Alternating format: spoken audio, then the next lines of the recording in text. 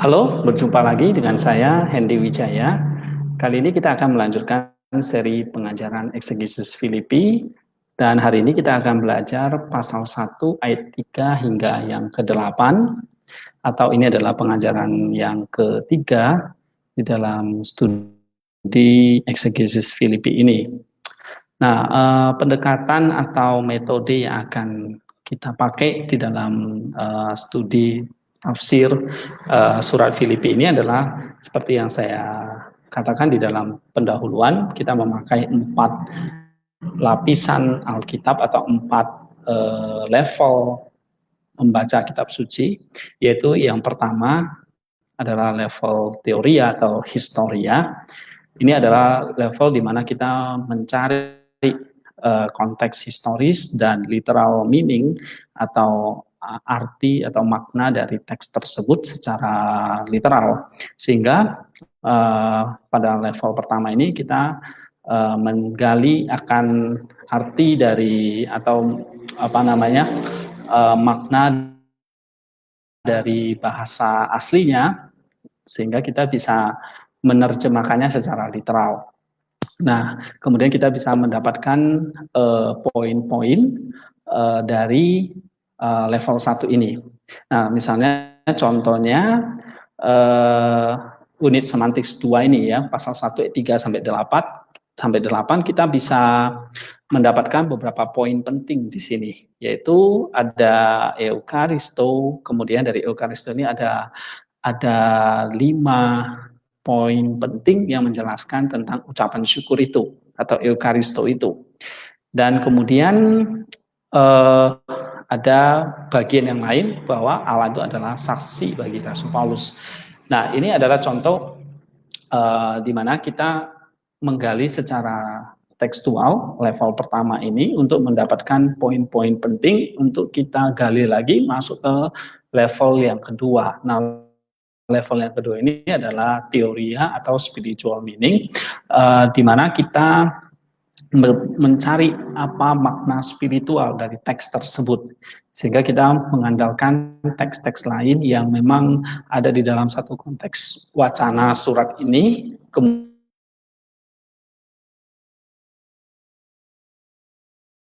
Kemudian kita juga melihat tafsiran misalnya dari John Chrysostom, apa yang dari berbagai sumber ini kita bisa menyimpulkan atau kita bisa mendapatkan spiritual meaning. Nah, spiritual meaning-lah yang Rasul Paulus sampaikan kepada gereja di Filipi, tentunya kita percaya ini adalah firman Allah yang merupakan inspirasi Roh Kudus, sehingga ini juga bermanfaat untuk gereja, untuk kita di zaman yang sekarang, bahkan di sepanjang sejarah gereja, karena ini adalah karya Roh Kudus melalui gereja untuk kita, untuk gereja supaya kita bisa hidup seperti Kristus. Sehingga doktrin atau ajaran Roh Kudus di level yang kedua ini kita tidak boleh berhenti, tetapi dilanjutkan pada level yang ketiga, yaitu kita mencari aplikasi atau ketaatan apa yang kita mesti kerjakan. Sehingga doktrin itu berguna untuk selain mendidik kita dalam kebenaran, tetapi ini juga mempersiapkan kita untuk melakukan pekerjaan baik, bahkan memperbaiki segala kesalahan atau pelanggaran dan dosa kita. Inilah yang kita akan coba lihat pada level yang ketiga. Kemudian level yang keempat atau lapisan makna yang keempat adalah bagaimana teks itu juga apa yang kita lakukan dari firman Tuhan ini juga semakin menguduskan kita menjadi orang yang semakin kudus, dan seperti yang Tuhan Yesus ajarkan bahwa dengarlah perkataanku dan lakukanlah. Maka ketika kita mendengar perkataan Yesus, berarti kita itu mencerna, berusaha untuk memahami dan menggumuli apa yang Yesus katakan. Itulah artinya kita mendengar perkataan Yesus. Ini seperti langkah 1, langkah 2 yang kita kerjakan. Kemudian dan lakukanlah. Maka ini memasuki langkah yang level yang ketiga, yaitu kita menaati apa yang menjadi perkataan atau ajaran dari Kristus. Dan akhirnya kita menjadi orang yang bijaksana. Dikatakan oleh Tuhan Yesus, orang yang mendirikan rumah di atas kita akan tetap berdiri dengan kokoh. Ini artinya bahwa badai apa, krisis apa yang akan dihadapi oleh setiap orang, tidak lain tidak bukan itu adalah krisis dosa yang efeknya puncaknya adalah kematian dan kita akan terpisah selama-lamanya dari Allah. Ini adalah satu badai yang tidak bisa dielakkan, niscaya terjadi dalam kehidupan setiap manusia.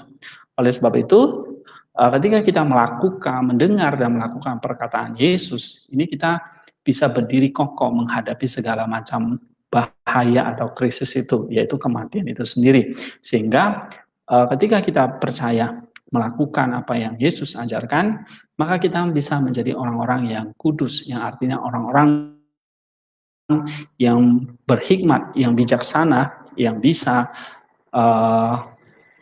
lolos dari krisis, yaitu kematian, dosa, dan iblis. Nah, itulah sebabnya mengapa kitab suci itu diberikan kepada kita dan kita perlu mempelajarinya, bahkan mungkin secara teknikal kita mulai dari level 1, belajar dari bahasa aslinya, bagaimana kita membuat kelompoknya dan sebagainya, ada langkah-langkah yang kita mesti kerjakan. Ini adalah effort kita, usaha kita untuk punya satu kerinduan dan kesungguhan mengenal firman Tuhan itu, ya.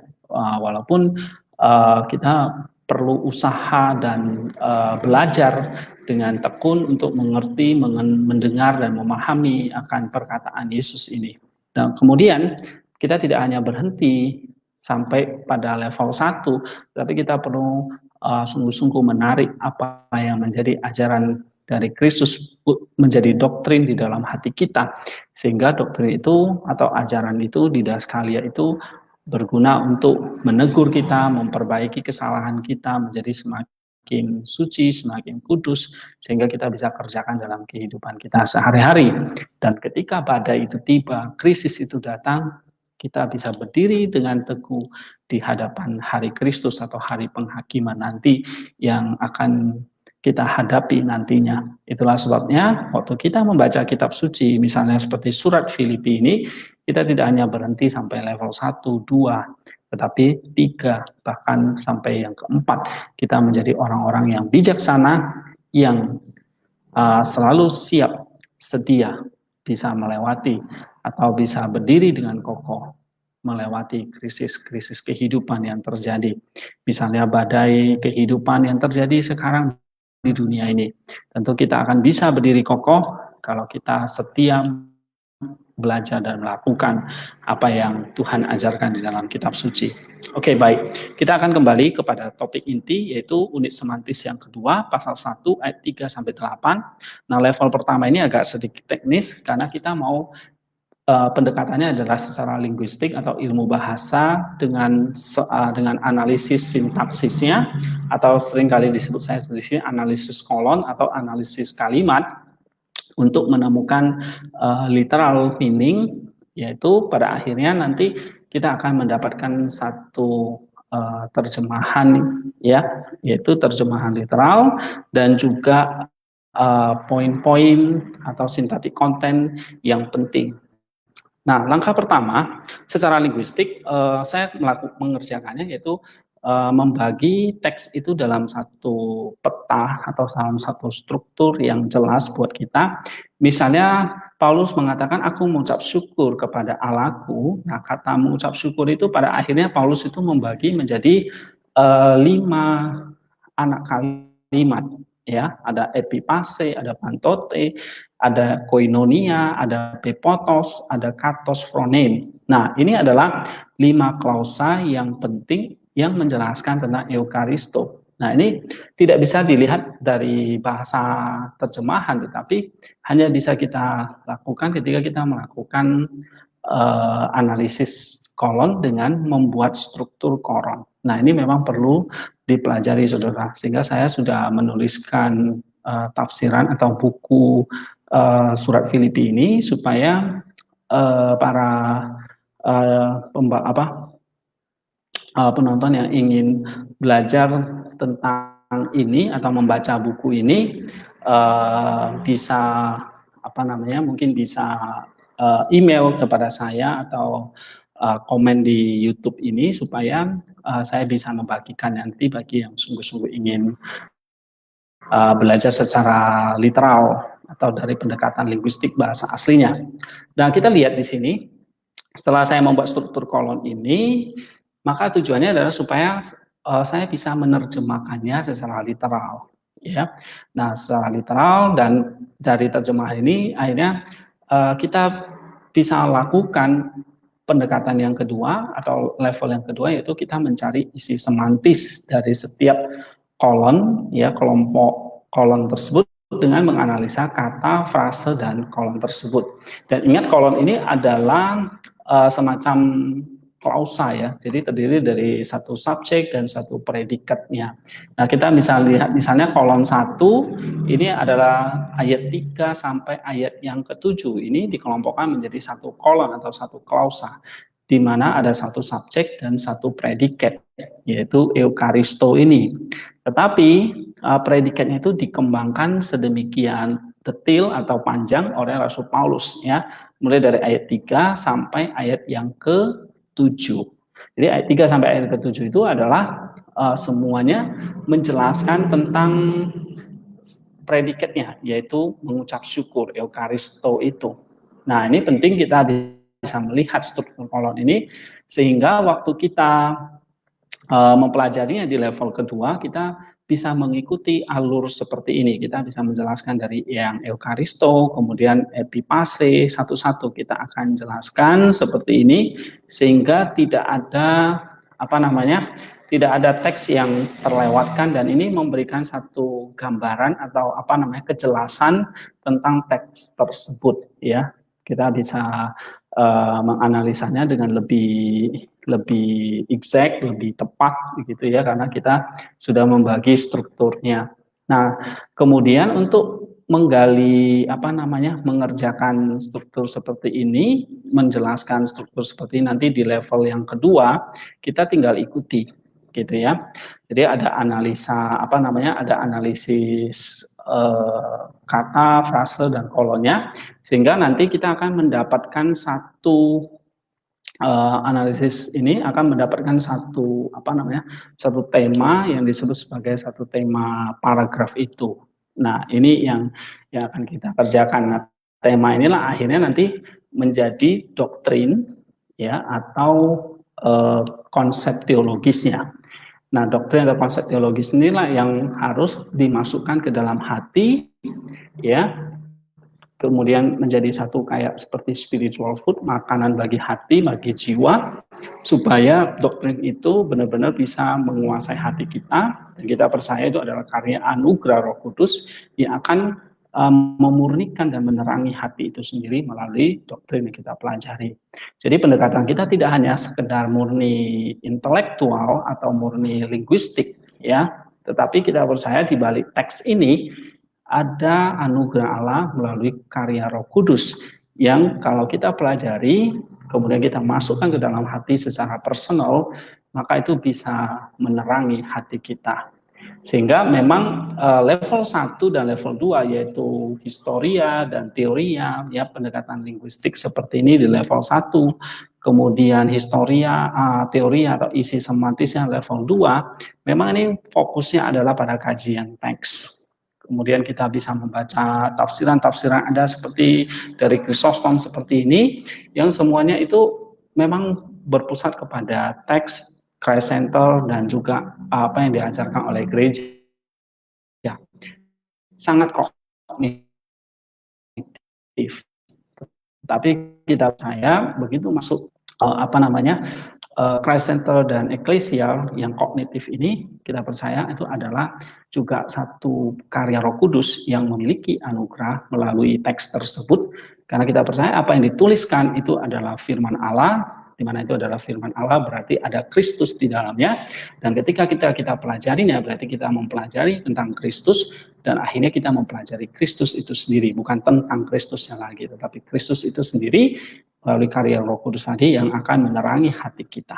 Sehingga level 1 itu memang pendekatan sangat saintifik, sangat kognitif, ya, linguistik, tetapi waktu kita masuk ke level 2 ini secara misteri, Allah, karya Allah, Roh Kudus turut bekerja di dalam pikiran kita, kemudian di dalam hati kita.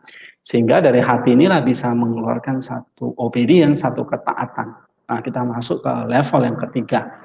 And then level ketiga, ketika kita kerjakan dengan sungguh-sungguh, maka kita menjadi orang yang kudus. Artinya orang yang berhikmat, yang bisa tahan berdiri di hari Kristus, ataupun lolos dari segala macam badai krisis hidup ini. Jadi saudara-saudara, kita akan mulai dari ayat yang ketiga. Level yang pertama ini kita akan mendapat literal meaning atau terjemahan literal tersebut, ya. Dan saya bacakan ayat 3, aku mengucap syukur kepada Allahku di dalam seluruh ingatan tentang kamu, selalu dalam setiap doaku untuk kepentingan kamu semua, aku melakukan doa dengan sukacita. Ayat 5, karena persekutuanmu untuk Injil dari hari pertama sampai sekarang. Aku telah yakin hal ini bahwa dia yang memulai pekerjaan baik di dalam kamu akan menyelesaikan sampai akhir Kristus Yesus. Sepertinya untuk memfokuskan hal ini tentang kamu semua adalah benar bagi saya. Karena aku memiliki kamu di dalam hatiku, karena kamu semua adalah rekan-rekanku dalam anugerah Allah, baik di dalam pemenjaraanku maupun di dalam pembelaan dan peneguhan Injil. Nah, ini adalah satu klausa yang panjang atau satu kolon yang panjang, ya. Ada ayat 3 sampai ayat yang ke-7. Kemudian ditutup oleh Rasul Paulus di ayat yang ke-8, sebab Allah adalah saksiku betapa aku merindukan kamu semua di dalam kasih mesra dari Kristus Yesus. Nah, teks inilah yang kita dapatkan ketika kita berhasil melakukan analisa kolom seperti ini, ya. Nah, kemudian kita akan masuk ke level yang kedua atau isi semantis, yaitu semantik konten, untuk mencari doktrinnya tadi, mencari konsep teologisnya, mencari tema dari paragraf ini, ya, ayat 3 sampai 8. Jadi kalau saya bilang doktrin, berarti itu adalah sama artinya dengan konsep teologis atau didaskalia, dan doktrin itu berarti seperti ajaran dari Roh Kudus, ya, yaitu anugerah Allah yang kita dapatkan melalui studi teks ini. Sehingga memang kita melakukan pendekatan studi teks ini tidak hanya ilmiah atau linguistik, tapi kita memang perlu mengandalkan Roh Kudus, mengandalkan doa, memberikan pencerahan kepada kita. Nah, tetapi dari segi studi eksegesis, ya memang kita harus melakukan pendekatan linguistik maupun kita membandingkan atau membaca apa yang dikatakan atau diajarkan oleh gereja, misalnya seperti apa yang ditulis oleh John Chrysostom, ya. Ini adalah satu tulisan klasik pada abad keempat, dan kita perlu belajar seperti itu apa yang gereja ajarkan. Tetapi sekali lagi itu semua tujuannya apa? Menghasilkan spiritual meaning atau doktrin atau didaskalia atau karya Roh Kudus atau anugerah Allah yang akhirnya itu menjadi satu ajaran Kristus, perkataan Kristus, ya, rohnya Kristus yang akhirnya bisa masuk untuk menegur, memperbaiki segala tingkah laku kita, mendidik kita dalam kebenaran, sehingga ini menerangi hati kita. Dan pada akhirnya kita akan masuk ke level yang ketiga, kita siap melakukan ketaatan itu. Karena hati yang sudah diterangi tadi, dan apa yang kita kerjakan itu pada akhirnya akan menguduskan kita. Oleh sebab itu, saudara-saudara, waktu pada kita masuk ke level 1 atau tahap 1 dan 2 ini, memang kita harus mengandalkan pengetahuan kita, tapi juga pertolongan dari Roh Kudus di dalam doa. Inilah langkah-langkah yang kita akan pelajari, ya, tahap demi tahap, ayat demi ayat, dengan satu contoh dari surat Filipi ini. Nah, saya memang punya kerinduan, ya, setelah saya bertahun-tahun mengajar di sebuah sekolah teologi di STT Soteria, bagaimana setiap mahasiswa yang saya ajarin ataupun yang saya share melalui YouTube ini bagi Anda yang menonton dan mempelajarinya, kiranya sungguh benar bahwa kita benar-benar mendengar perkataan Yesus, tapi perkataan Yesus itu benar-benar kita lakukan dan menghidupkan kita, menguduskan kita, benar-benar menjadi serupa seperti Kristus. Nah, ini kerinduan yang ingin saya bagikan untuk kita semua. Oke, mari kita lihat level yang kedua atau langkah yang kedua, tahap kedua, yaitu isi semantis. Jadi tadi tahap pertama adalah kita membuat analisis secara literal yang saya sebut sebagai kolon. Ini level yang pertama atau lapisan makna yang pertama. Nah, lapisan makna yang pertama kita mendapatkan terjemahan literal dan kemudian poin-poin yang penting dari terjemahan itu. Lalu kita masuk ke level atau langkah yang kedua, yaitu semantik content. Inilah kita sedang mencari doktrin atau konsep teologis dari di balik teks tersebut atau spiritual meaning di balik teks tersebut. Nah, langkahnya adalah tentu kita harus menganalisis kata, frase, dan teks yang sudah kita buat di atas, and then kita belajar juga dari gereja atau secara eklesial. Jadi pendekatan di langkah yang kedua itu adalah Christ Center dan eklesial, itulah untuk menemukan konsep teologis atau doktrin dari teks tersebut yang adalah karya dari Roh Kudus. Dan waktu kita makan itu menjadi anugerah bagi kita. Ya, kolon 1 atau ayat yang ketiga dalam kolom 1 itu memiliki verba utama, yaitu aku mengucap syukur, Eukaristo. Ya, nah ini adalah kata kerja merupakan peristiwa. Nah, istilah peristiwa ini berarti menunjukkan satu kategori semantis ya. Ada peristiwa, abstrak, relasi, dan ini adalah kategori semantis yang berusaha saya pakai untuk bisa menjelaskan makna dari teks tersebut. Ya, nah ini berarti mengucap syukur tentu kepada Allahnya. Ya, nah Paulus mengucap syukur kepada Allahnya, dan dia menggunakan frasato theomu, artinya ini Allah menjadi objek dari ucapan syukur ini. Nah, kemudian ucapan syukur ini akhirnya dijelaskan oleh Paulus dengan 5 penjelasan atau 5 klausa, 5 frasa yang cukup penting di sini. Yang tadi saya gambarkan, yaitu ada epipase, pantote, poimenos, ada epite koinonia, ada pepoitos, dan ada katos phronein. Ya, nah 5 frase inilah menjelaskan apa sih yang menjadi konteks atau alasan dari pengucapan syukur ini. Nah, pertama ada frase preposisi epipase te menea humon yang kalau diterjemahkan secara literal di dalam seluruh ingatan tentang kamu. Ya, Paulus mengucap syukur kepada Allahnya di dalam satu ingatan tentang kamu. Nah, ini ada relasi epi ya yang menghubungkan peristiwa menea mengingat dengan peristiwa mengucap syukur by the time, secara waktu. Artinya Paulus mengucap syukur ketika Paulus mengingat tentang jemaatnya, ya, atau Paulus mengucap syukur terjadi di saat Paulus mengingat tentang gereja Filipi. Nah, nanti kita lihat kenapa Paulus mengucap syukur ya, apa yang terjadi pada gereja Filipi. Kenapa Paulus waktu mengingat gereja Filipi dia bersyukur kepada Allahnya. Ya jelas kalau kita lihat apa yang diajarkan oleh John Chrysostom kepada kita di sini, bahwa ada satu ikatan batin yang erat antara Paulus dengan gereja di Filipi.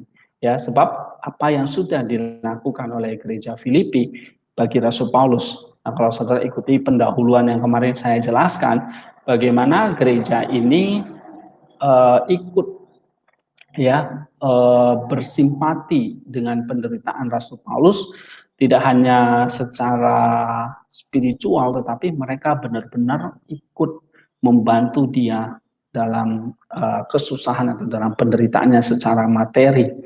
Nah, ini akhirnya membuat ada ikatan batin antara Paulus dengan gereja Filipi. Nah, kemudian Chrysostom mengatakan bahwa di sini Paulus mengatakan di dalam segala penderitaan dia, ya, di dalam segala kesulitan dan kesedihan yang dia alami, Paulus dia berdoa untuk gereja tersebut, ya, dan mengucap syukur di dalamnya. Nah, itu yang dijelaskan oleh Chrysostom. Sehingga ada satu burden of heart atau heavy of heart yang memang diungkapkan di sini, ya. Nah, sementara kalau kita bandingkan misalnya dalam Ibrani 13 ayat 17 dikatakan, ya, taatilah para pemimpin spiritualmu, oke, karena mereka lah yang menjaga akan jiwamu, mereka lah yang akan memberi pertanggungjawabkan, ya, mereka lah yang punya satu beban pergumulan. Nah, inilah yang tercermin di dalam relasi Paulus dengan gereja di Filipi, ya, dalam Ibrani 13 ayat 17, dan kita bisa melihat contoh nyatanya di dalam gereja Filipi. Kemudian kita kembali, tadi itu yang pertama, ya, di dalam seluruh ingatan tentang kamu. Kemudian klausa yang kedua, selalu memanjatkan doa dengan sukacita. Nah, ini menjelaskan tentang sukacita tadi, ya, dengan ucapan syukur tadi. Nah, kata memanjatkan poimenos ini mengindikasikan satu peristiwa yang bersamaan dan menemani ucapan syukur, ya. Nominatin, doa tadi, ini adalah satu peristiwa Paulus berdoa. Sedangkan karas ini adalah satu peristiwa Paulus bersukacita ketika dia berdoa. Jadi peristiwa ucapan syukur kemudian dihubungkan dengan waktu abstrak pantote itu menghasilkan dua peristiwa, yakni aku selalu bersyukur ketika aku berdoa dan aku melakukannya dengan sukacita. Jadi ini artinya aku berdoa dan aku bersukacita, ini adalah satu peristiwa komunikasi dan pengalaman psikologis, ya. Sehingga dalam setiap doaku untuk kepentingan kamu semua, ini adalah satu peristiwa pengalaman psikologis. Paulus berdoa, ya, mengucap syukur, ya. Paulus mengucap syukur ketika dia berdoa dan dia melakukannya dengan sukacita, ya. Jadi kalau kita bisa lihat di ayat ketiga dan keempat ini, kalau kita terjemahkan ulang itu bisa, setiap kali aku mengingat kamu, aku mengucap syukur kepada Allahku, dan selalu setiap kali aku berdoa untuk kamu semua, aku berdoa dengan sukacita, ya. Jadi peristiwa memikirkan dan berdoa ini adalah dua peristiwa yang menemani ucapan syukur Paulus. Ketika Paulus mengucap syukur, berarti dia memikirkan gerejanya dan dia berdoa untuk gerejanya. Nah, jadi setiap kali aku memikirkan gerejanya, Paulus berdoa untuk mereka semua sambil mengucap syukur kepada Allahnya dengan sukacita. Jadi ada satu peristiwa simultan yang terjadi, ya, mengucap syukur kemudian ditemani dengan peristiwa memikirkan, yaitu dan berdoa. Sehingga baik berdoa itu mendapat mengucap syukur mendapat konteksnya di dalam doa dan memikirkan gereja atau jemaat Filipi. Nah, kemudian kita lihat ayat yang kelima, atau di sini ayat kelima itu kembali lagi menjelaskan ayat yang ketiga tadi yang mengucap syukur. Ayat kelima, karena persekutuanmu untuk Injil dari hari pertama sampai sekarang ini, ya. Nah, saudara, epi di sini jelas menghubungkan kata koinonia dengan Eukaristo. Jadi maksudnya Paulus mengucap syukur sebab persekutuanmu di sini, ya. Jadi kalau tadi peristiwa berdoa dan mengingat gereja itu menemani ucapan syukur, tetapi sekarang ayat yang kelima menjelaskan alasan Paulus mengucap syukur, yaitu karena persekutuanmu untuk Injil, ya, atau gereja Filipi terlibat di dalam pewartaan Injil. Nah, gereja Filipi terlibat, berperan serta bersama dengan Paulus dalam pewartaan Injil. Nah, ini yang Paulus sangat senang, ya, bahkan dia mengingat berdoa dengan sukacita. Alasannya karena peran serta gereja Filipi di dalam pemberitaan Injil. Nah, saudara, ini yang kita perhatikan di sini, ya ayat yang kelima, karena persekutuanmu untuk Injil dari hari pertama sampai sekarang. Nah, jelas bahwa di sini gereja di Filipi ya melakukan segala hal, ya mereka bekerja sama dengan Rasul Paulus sehingga memang benar menjadi partner di dalam pewartaan Injil. Bukan hanya 1, 2, atau 3 tahun, tapi sepanjang waktu, ya sampai Paulus itu ada di penjara. Dan itulah yang dikerjakan oleh gereja di Filipi ini, ya. Nah, kalau kita bisa lihat apa yang terjadi kalau kita bandingkan ya dengan gereja lain, misalnya di Roma, jelas mereka memalingkan ya turn away dari Paulus, ini menyedihkan gitu. Misalnya kesaksian Rasul Paulus dalam 2 Timotius 1 ayat 15. Ya, begitu juga di dalam 2 Timotius 4 ayat 10. Dan juga di dalam 2 Timotius 4 ayat yang ke-16. Tetapi gereja Filipi ini berbeda. Ya, mereka berbagi dengan Rasul Paulus di dalam penderitaannya. Bahkan mengutus ya Epaphroditus untuk mendukung secara kebutuhan jasmani, kebutuhan Rasul Paulus. Nah, itu sangat-sangat apa namanya ikatan batin yang dalam antara gereja Filipi dengan Rasul Paulus. Jadi di sini Chrysostom mengatakan bahwa inilah yang disebut dengan sharing in the gospel. Ya, sharing in the gospel, persekutuan ini berarti apa yang kurang atau apa yang dibutuhkan oleh Rasul Paulus itu benar-benar dipenuhi oleh gereja di Filipi. Ya, walaupun gereja di Filipi apa namanya memberikan kebutuhan secara finansial atau fisik kepada Rasul Paulus, tetapi itu akhirnya menjadi partner di dalam pemberitaan Injil, karena itulah yang memang dibutuhkan.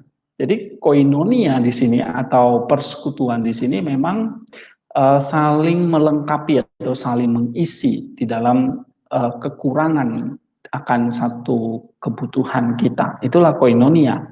Dan waktu gereja di Filipi memberikan bantuan itu kepada Rasul Paulus di penjara, ini melengkapi apa yang kurang dari Rasul Paulus. Nah, itulah yang disebut dengan sharing in the gospel, ya. Nah, ketika Rasul Paulus berkhotbah, ya, gereja merawat dia, mencukupkan akan kebutuhannya. Dan kata Chrysostom, akhirnya kita menjadi partner di dalam crown, di dalam kemuliaan. Ya, nah inilah yang sebetulnya harus kita kerjakan ya. Jadi ketika ada para hamba Tuhan ataupun misionaris ya yang memang memberitakan Injil dimanapun, tetapi mungkin mereka mengalami kebutuhan jasmani dan sebagainya, kita bisa berpartisipasi. Itulah yang disebut dengan koinonia atau persekutuan untuk saling melengkapi dan saling memenuhi akan kebutuhan di dalam pelayanan. Jadi Chrysostom mengatakan, ya dia katakan bahwa it would be fair that not only the hero but also all those who look after him partake of the trophy and participate in the glory for the reason that they share in the battle by attending him. Jadi saling melengkapi satu dengan yang lain. Kemudian kita lihat lagi di ayat yang kelima nih, Chrysostom mengatakan bahwa jika kita mengagumi orang-orang yang bekerja di padang gurun atau di tempat-tempat yang sulit, ya, atau mereka yang benar-benar menghidup dalam satu kehidupan seperti malaikat, ya, yang seperti yang dialami oleh Rasul Paulus ini, sehingga ataupun orang-orang yang memang mengatur gereja sedemikian rupa, ya kita harus mengagumi mereka dan ikut menderita bersama dengan mereka walaupun kita jauh dari mereka, Tapi kita bisa ambil bagian, menjadi partner dengan mereka, dengan melayani akan kebutuhan mereka, merawat atau menjaga akan diri mereka. Nah, itu adalah satu service, satu pelayanan, satu koinonia yang kita bisa terlibat. Nah, ini kata Chrysostom. Ya, seringkali mereka harus berjuang, ya, mereka akan menerima banyak luka, penderitaan, ya, kita bisa merawat mereka ketika mereka kembali dari pertandingan atau dari kontes, ya, menerima mereka dengan tangan yang terbuka, memberikan mereka, merawat mereka, ya, keringat mereka, menghibur mereka, membangkitkan semangat mereka, kata Chrysostom. Inilah yang kita disebut pelayanan bagi orang-orang kudus dengan enthusiasm. Ya, misalnya di dalam Lukas 16 ayat yang ke-9 dikatakan Kristus juga berkata begini, make friends for yourself by means of unrighteous mammon, so that they may welcome you into the eternal tents. Ya, nah, Yesus sendiri juga mengajarkan seperti itu. Oke, nah kita bisa melihat apa yang terjadi kepada gereja di Filipi. Mereka menjadi partner dari hari pertama bahkan sampai sekarang, ya.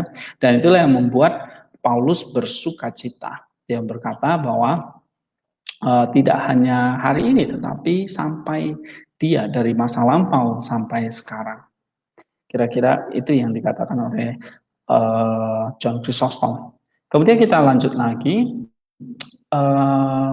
Keempat, yaitu Paulus mengucap syukur dalam hal begini.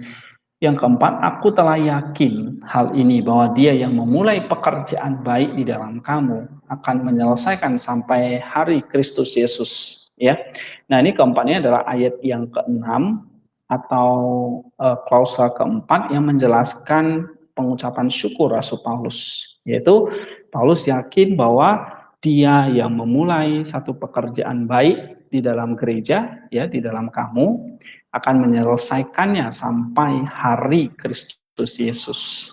Nah, kita lihat di sini Allah yang memulai pekerjaan baik di dalam gereja Filipi, Allah juga yang akan menyelesaikannya sampai selesai, sampai hari kedatangan Kristus yang kali kedua. Nah, inilah yang membuat Paulus mengucap syukur bahwa dia yakin Allah tidak meninggalkan mereka, tetapi Allah yang sudah memulai pekerjaan baik di dalam diri mereka, Allah yang akan menyelesaikannya sampai hari Kristus Yesus atau hari kedatangan Kristus yang kali kedua. Nah, kita lihat apa yang dikatakan oleh Chrysostom ya sebagai spiritual meaning yang di sini atau level yang kedua. Kita lihat bahwa Paulus memberikan satu kesaksian ya kepada gereja di Filipi, ada satu great event ya, yaitu bahwa bahwa Allah yang memulai, Allah yang akan menyelesaikan. Nah, sehingga ini memang ada satu keyakinan ya di dalam diri Rasul Paulus bahwa akan ada progres yang akan terus terjadi karena ada keterlibatan Allah di dalamnya. Sehingga di sini dia katakan God was simply working in them, sehingga dia tidak akan gagal ya. So when he said God will complete it, Allah yang akan menyelesaikannya, ini adalah satu praise, satu pujian bagi gereja di Filipi. Karena apa? Karena mereka memenangkan anugerah Allah yang bekerja di dalam mereka, yang mengubah natur manusia mereka. Jadi kita lihat ini adalah satu ucapan syukur Rasul Paulus karena bisa melihat satu perubahan ya, bahwa anugerah Allah itu sungguh bekerja. Jadi kalau dikatakan Allah turut bekerja di dalam kamu, it means that ada God's grace, ada anugerah Allah yang bekerja di dalam diri kita, yang bukan hanya memberkati secara finansial kehidupan fisik kita, tetapi juga transcending our human nature, artinya mengubah melampaui human nature kita. Nah, ini mengubah hidup kita menjadi satu, semakin serupa dengan Kristus. Nah, ini Allah yang akan menyelesaikannya, dan ini adalah satu jaminan begitu. Kata Chrysostom ya.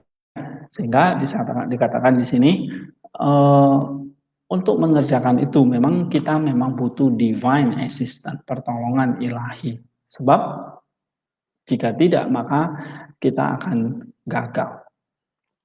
Oke, kita akan lanjutkan klausa yang kelima atau bagian penjelasan kelima yang menjelaskan tentang ucapan syukur di ayat yang ketiga. Di sini dikatakan, sepertinya untuk memfokuskan hal ini tentang kamu semua adalah benar bagi saya, karena aku memiliki kamu di dalam hatimu, di dalam hatiku, karena kamu semua adalah rekan-rekanku dalam anugerah Allah, baik di dalam pemenjaraanku maupun di dalam pembelaan dan peneguhan Injil. Nah, ini adalah ayat yang ketujuh.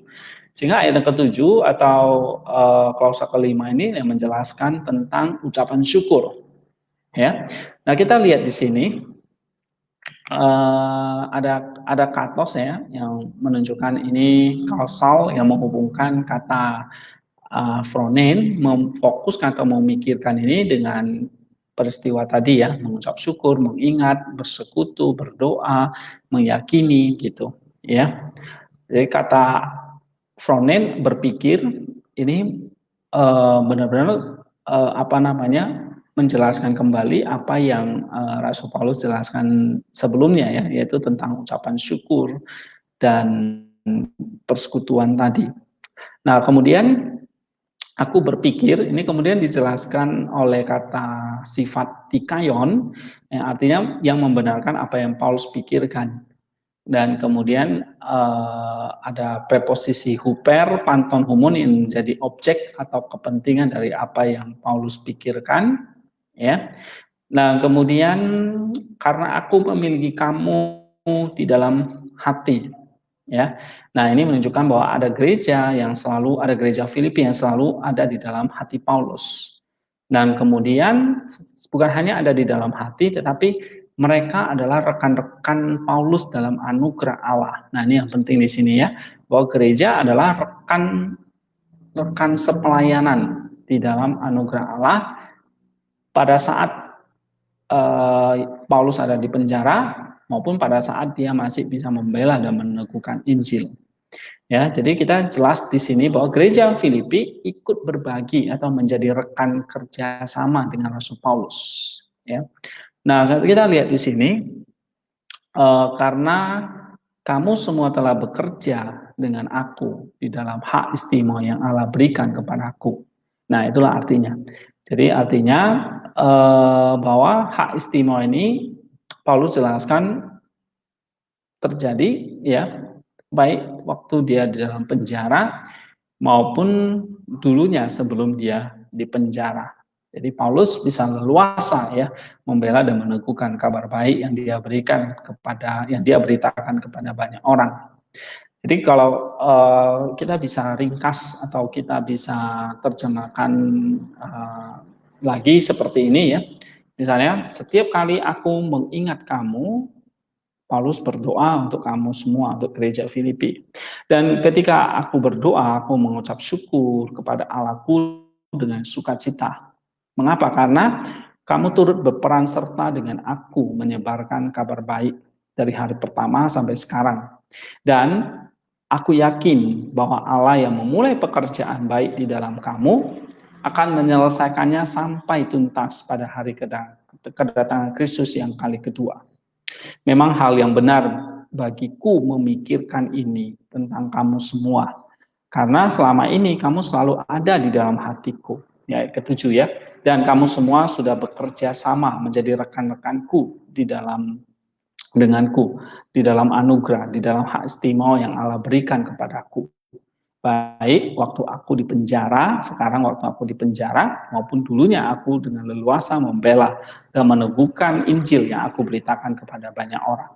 Nah, kira-kira ayat 3-7 itu kita bisa dapatkan ya terjemahan yang lebih baik ya. Dan ini adalah terjemahan dinamis ya, seperti terjemahan LAI dan sebagainya. Ini adalah satu terjemahan yang menolong kita. Tetapi ini merupakan hasil dari level yang pertama. Dan ini terjemahan ini merupakan sebetulnya adalah spiritual meaning ya. Nah, kita lihat di sini Paulus mengingat, berdoa, mengucap syukur kepada Allahnya ya dengan sukacita. Mengapa? Poinnya adalah gereja di Filipi berperan serta dalam pewartaan Injil. Bukan hari pertama, bahkan sampai sekarang ketika Paulus ada di penjara. Nah, itulah yang membuat Paulus itu mengucap syukur. Ya, sehingga spiritual meaning yang kita dapatkan seperti yang kata Chrysostom ajarkan tadi, bahwa menjadi partner atau rekan kerja di dalam Injil itu adalah kita saling melengkapi, saling memperhatikan apa yang kurang satu dengan yang lain. Misalnya Rasul Paulus kekurangan secara kebutuhan. Nah, jemaat Filipi mengutus Epaphroditus untuk melengkapi apa yang menjadi kekurangan atau kebutuhan dari Rasul Paulus. Nah, begitu sebaliknya. Rasul Paulus yang sudah mendidik mereka, mengajari mereka tentang Injil, akhirnya mereka memperoleh hak istimewa atau anugerah Allah tadi yang terus boleh bekerja di dalam diri mereka ya sampai sekarang, sampai mereka siap pada hari Kristus. Sehingga jemaat gereja di Filipi perlu dididik di dalam Injil sehingga anugerah Allah boleh bekerja sampai pada hari kedatangan Kristus yang kali kedua. Tetapi gereja Filipi itu juga ikut ambil bagian, menjadi partner, mulai ikut bersekutu, artinya koinonia, melengkapi apa yang menjadi kekurangan atau kebutuhan dari Rasul Paulus di medan pelayanan yang keras dan di penjara. Nah, itulah satu persekutuan atau koinonia di dalam Injil. Ya, jadi koinonia dan persekutuan itu artinya apa? Kita saling melengkapi. Ya, apa yang menjadi kelebihan kita itu artinya kita berikan untuk menutupi, melengkapi kekurangan dari orang lain. Nah, itulah spiritual meaning yang kita dapatkan, ya, yang saya bisa ringkas dalam satu bahasa yang lebih sederhana seperti ini. Dari pembahasan John Chrysostom seperti ini, sehingga memang ini menjadi satu spiritual meaning atau konsep teologis ya, doktrin yang kita bisa renungkan di dalam hati kita. Sejauh mana saya sudah ikut di dalam pemberitaan Injil, sejauh mana saya peduli pada hamba-hamba Tuhan yang di gereja, para misionaris yang berjuang memberitakan Injil di daerah-daerah yang pedalaman, yang sulit, ya, bahkan mungkin dianiaya. Seberapa kita care, kita peduli, kita terlibat, kita ikut berperan serta dalam satu pekerjaan pemberitaan Injil ini atau pekerjaan yang baik. Dan kita lihat bahwa seperti yang kata Chrysostom, ketika kita mampu melakukan itu semua, itu bukan karena kita, tetapi memang Allah yang memulai pekerjaan baik di dalam diri kita. Dan kalau Allah yang melakukan itu, maka Allah yang akan menyelesaikannya sampai tuntas. Jadi yang kita butuhkan adalah, yang kita butuhkan sekarang ini adalah, apakah kita sudah terlibat di dalam satu koinonia atau di dalam satu persekutuan pemberitaan Injil dengan gereja di mana kita bergereja.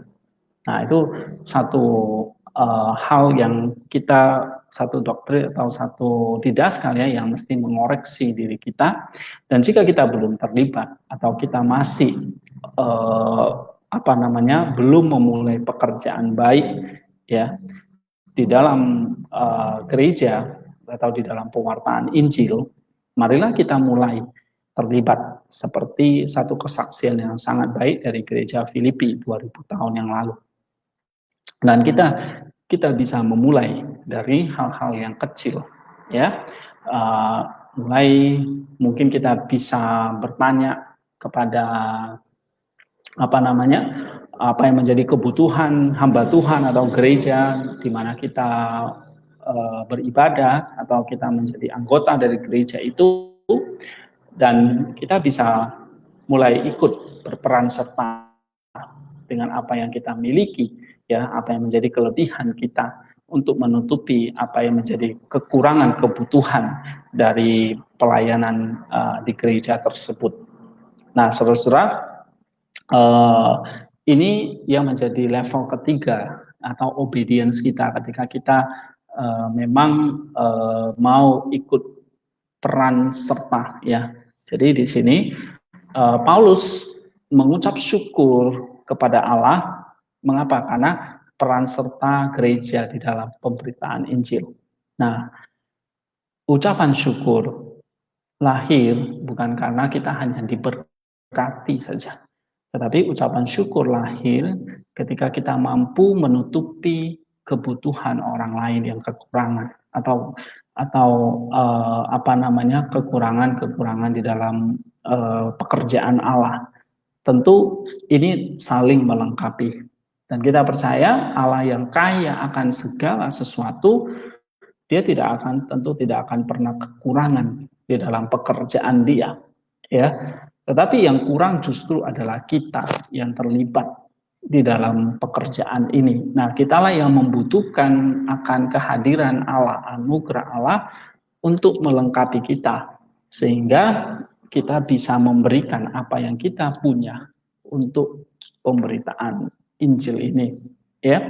Nah, melalui hal seperti ini ketika kita kerjakan, maka Allah akan turut menyelesaikan pekerjaan itu, ya, sampai tuntas. Jadi kalau kita tidak mulai melangkah atau mengerjakan, maka ya kita tidak bisa menyelesaikan pekerjaan itu. Jadi kita mulai terlibat dari langkah kecil dan percayalah, maka Allah akan menyelesaikannya sampai tuntas. Nah, seperti yang dikatakan oleh Chrysostom, ya, ini adalah satu satu pemberitaan Injil yang sungguh-sungguh, ya. Dia katakan bahwa dia harus sampai rela, dikatakan di sini dia rela di penjara atau rela menderita, ya. Dikatakan baik sekarang aku berada di penjara maupun dulu aku tidak di penjara. Jadi di mana kapanpun waktunya dan situasinya, Paulus tetap terlibat di dalam pemberitaan Injil. Dan kita bisa memulai satu langkah, apapun situasi yang kita hadapi, kita bisa ikut ambil bagian di dalam pemberitaan Injil ini. Sebab ketika kita terlibat, itu benar-benar anugerah Allah itu mulai bekerja di dalam diri kita. Allah turut bekerja dan dia akan menyelesaikannya, dan kita akan bisa menghadapi hari kedatangan Kristus yang kali kedua itu dengan satu confidence, ya, karena memang kita sudah terlibat di dalam pekerjaan Kristus. Nah, saudara-saudara, yang terakhir ayat yang ke-8 di situ dikatakan bahwa apa yang Rasul tuliskan ini adalah benar-benar Allah itu menjadi saksinya, ya, bahwa betapa dia merindukan gereja Filipi di dalam kasih mesra Kristus Yesus.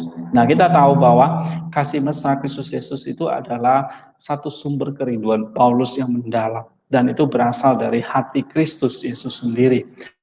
Sehingga apa yang dikerjakan oleh gereja di Filipi itu adalah kerinduan dari Rasul Paulus. Tapi itu juga menjadi kerinduan atau hati dari Yesus itu sendiri. Sehingga ayat yang ke-8 ini menegaskan kembali bahwa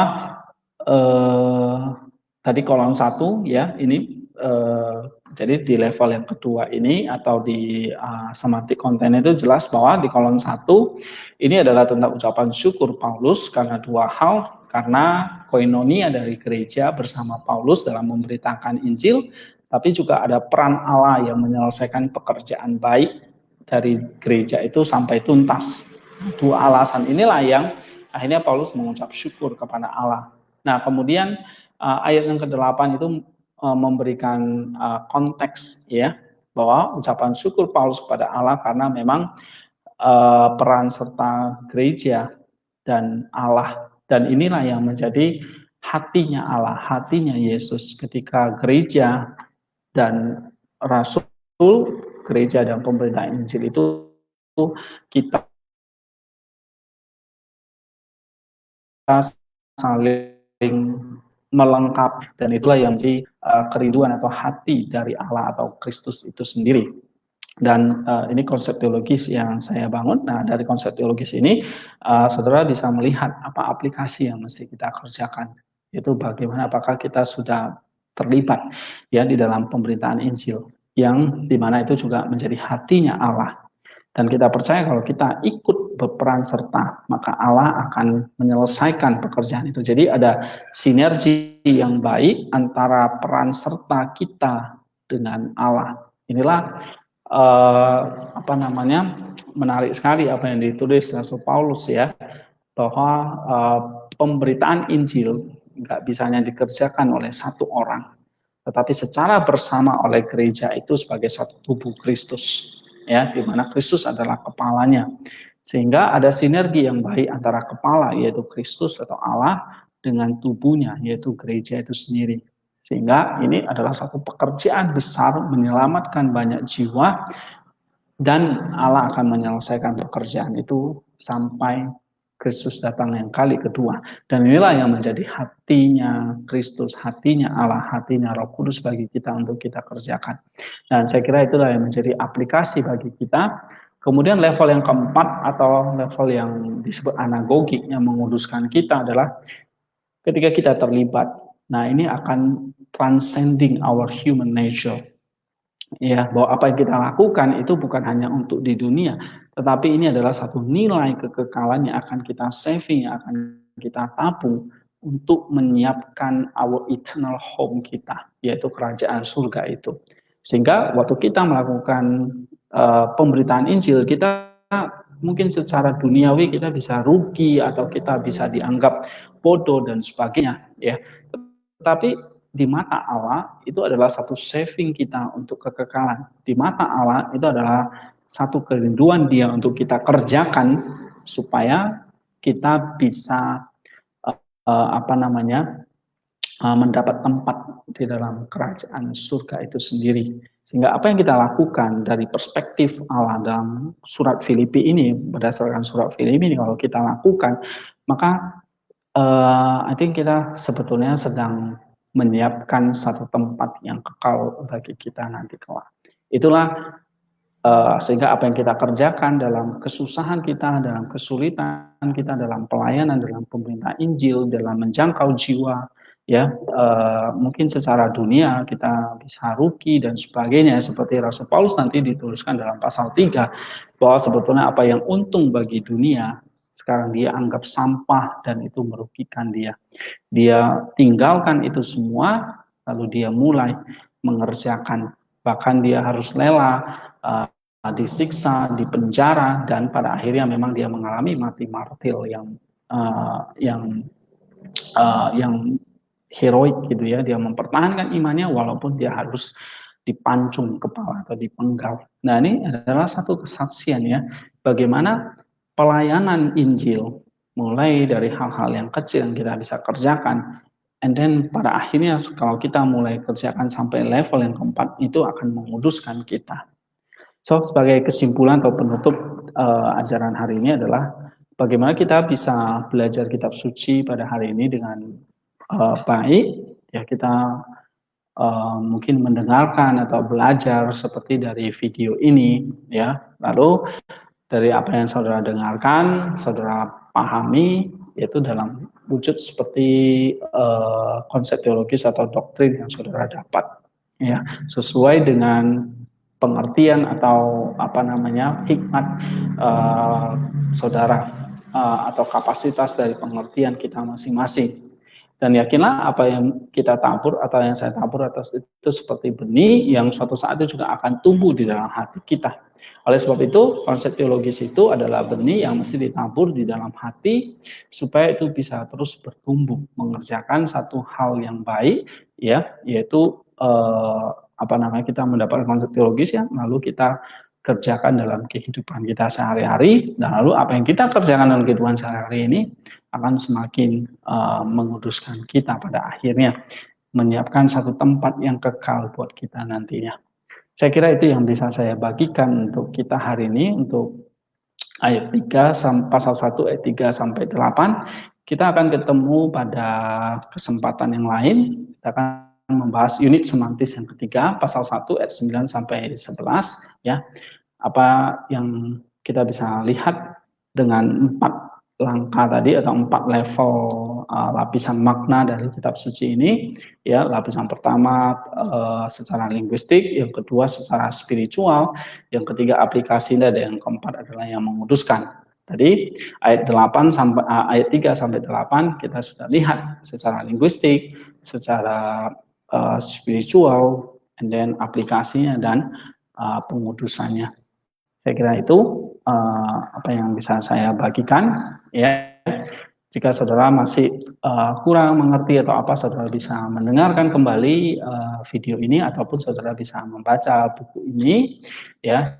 Yang penting kita pelan-pelan mempelajarinya, mulai dari level 1 kita pelajari secara linguistik, secara literal meaning, dan spiritual meaningnya, apa yang diajarkan oleh Chrysostom dan konsep teologisnya. Lalu yang ketiga, apa yang menjadi aplikasinya dan ketaatan kita, sehingga apa yang kita kerjakan itu, ketaatan kita itu akan menguduskan hidup kita menjadi serupa dengan Kristus. Saya kira ini yang bisa saya bagikan. Tuhan memberkati kita semua. Bye-bye. Thank you semuanya.